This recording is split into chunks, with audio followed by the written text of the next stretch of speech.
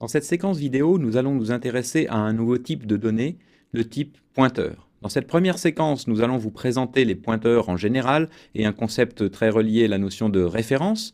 Puis dans une seconde séquence vidéo, nous vous présenterons plus particulièrement la technique, l'utilisation des pointeurs en détail.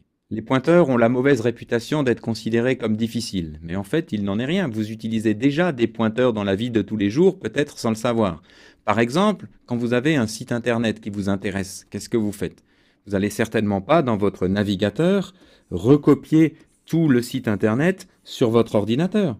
Vous ne faites pas la copie du site. Ce que vous faites, c'est que depuis votre navigateur, vous avez un signet, une adresse qui va pointer sur le site internet, lequel site internet existe toujours de façon indépendante. Eh bien, un pointeur, c'est pas plus compliqué qu'un signet dans votre navigateur internet.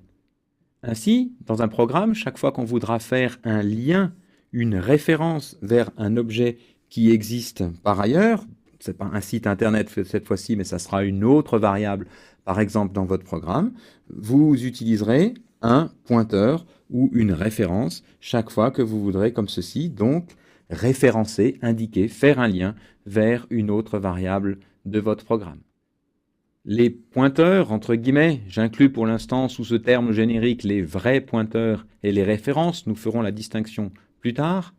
Les pointeurs, donc, dans un programme, servent fondamentalement à trois choses. Tout d'abord, ils peuvent servir de référence, exactement comme l'exemple du signet d'un site internet. Vous avez un objet, dessiné en rouge ici par exemple que j'appelle A, et vous voulez le référencer depuis plusieurs endroits de votre programme.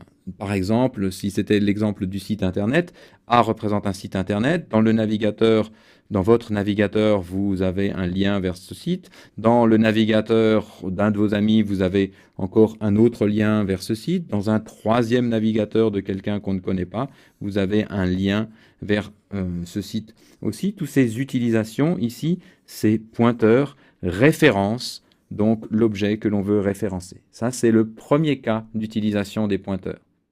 Le deuxième cas d'utilisation des pointeurs, c'est ce que j'appelle l'utilisation pour la généricité. Le dessin est un petit peu symétrique du dessin pour les références.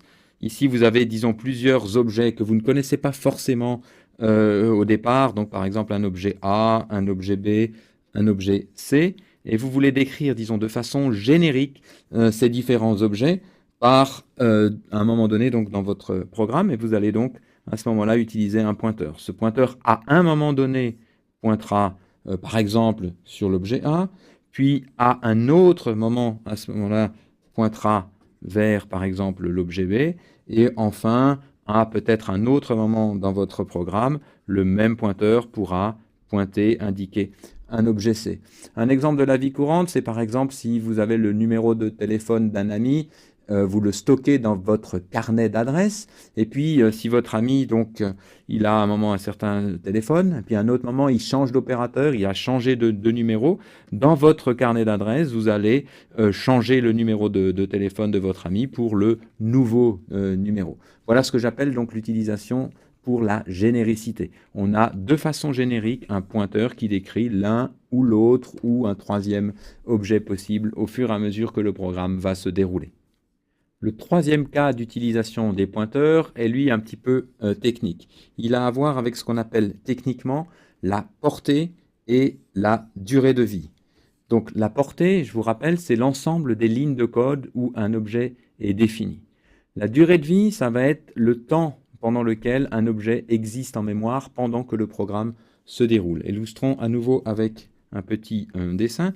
Si je représente donc comme ça sur un axe horizontal le temps où le programme se déroule. Évidemment, le programme va exécuter à un moment donné une certaine portion de code qui était comprise entre accolades. Si dans cette portion de code, j'avais par exemple une variable de type entier que j'avais déclarée, donc par exemple A, alors la durée de vie de cette variable va être égale au temps d'exécution de sa portée. Sa portée, vous vous souvenez, c'est le bloc dans lequel elle a été définie. Et si je regarde donc le déroulement du programme au cours du temps, la durée de vie de cette variable va donc être ici égale au temps d'exécution de sa portée. Le compilateur va terminer l'existence, va supprimer la variable du moment qu'il n'en a plus besoin, c'est-à-dire du moment qu'on a terminé sa portée. Eh bien, si techniquement, vous voulez augmenter la durée de vie d'un objet, alors on verra techniquement plus tard comment, mais vous voulez décider qu'un objet commence à être disponible dans votre mémoire à partir de cet instant-là, et puis à une durée de vie donc qui est plus grande que sa portée, à ce moment-là, vous allez être dans ce qu'on appelle l'allocation dynamique. C'est le troisième cas d'utilisation des pointeurs. Donc, pour résumer, les pointeurs servent fondamentalement à trois choses. Soit un objet peut être référencé depuis plusieurs endroits avec des pointeurs, soit on va avoir un même pointeur qui lui-même va pointer à différents moments vers différents objets, soit on veut vouloir gérer nous-mêmes la mémoire, le temps de vie des objets en mémoire et utiliser ce que l'on appelle l'allocation dynamique. Ces trois raisons d'utilisation des pointeurs ne sont pas exhaustives et on peut vouloir en combiner plusieurs, mais ce qui compte surtout, c'est d'avoir bien présent à l'esprit la raison ou les raisons pour lesquelles vous voulez utiliser un pointeur dans votre programme. En C++, et surtout depuis la nouvelle norme C++ 2011, il existe en fait trois sortes de pointeurs, entre guillemets. Il existe les références qui ne sont pas strictement parlées de vrais pointeurs, elles sont même en fait assez fondamentalement différentes des vrais pointeurs, en ce sens qu'elles sont gérées complètement par le compilateur. Et ce sont donc des objets très sûrs qui ne sont pas manipulés par le programmeur lui-même, mais par le compilateur. Ensuite, nous avons, depuis la nouvelle norme C++ 2011, des pointeurs intelligents, ce qu'on appelle des smart pointers. Et puis enfin, nous avons les anciens pointeurs hérités du langage C, ancêtre du C++, qui sont vraiment les pointeurs très puissants, les pointeurs à tout faire. Ce sont donc ceux-ci qu'on appelle simplement pointeurs quand on ne spécifie pas plus particulièrement de quelle sorte de pointeur, entre guillemets, il s'agit. Avant de rentrer dans les détails de chacun de ces nouveaux types, la question qu'on peut se poser, c'est lesquels devons-nous utiliser dans quelle situation? La règle générale est d'utiliser des références chaque fois qu'on le peut et d'utiliser des pointeurs quand on le doit. Reprenons tour à tour les trois situations d'utilisation des pointeurs. Dans le cas numéro 1 où on veut utiliser des pointeurs pour des références, bien sûr, dans ce cas-là, vaut mieux utiliser des vraies références à ce moment-là plutôt que des pointeurs. Ou alors, on peut utiliser aussi des pointeurs à la C, puisque ces pointeurs sont universels et peuvent servir à tout. Mais en tant que programmeur débutant, si vous avez le choix et que vous êtes dans un cas d'utilisation donc de référence, alors utilisez des références que nous allons détailler juste dans la séquence qui suit.